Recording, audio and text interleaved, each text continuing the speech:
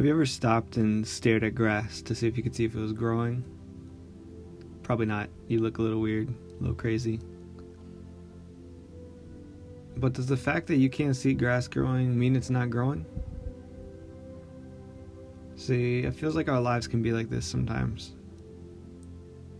You sit there and you can not see that grass growing, but if you come back a few days later, you can tell that it's grown. Often our life is like that. We just get stuck in situations where it feels like nothing's changing. Maybe God isn't working, or maybe we're not growing at all. But the reality is that things are happening, even though we can't see them. I did a time-lapse video of grass growing in my house over the last 8 days. And at first you can't see anything, and then slowly you start to see grass pop up out of the dirt, and as the days go, it goes taller and taller and taller, and you realize that in a day, the grass is actually growing a lot. Our life is like that too. In the moment, it's hard to tell that there's any growth happening or any change coming, but that doesn't mean that nothing's happening.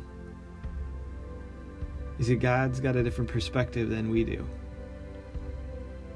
The Bible says that He lives outside of time.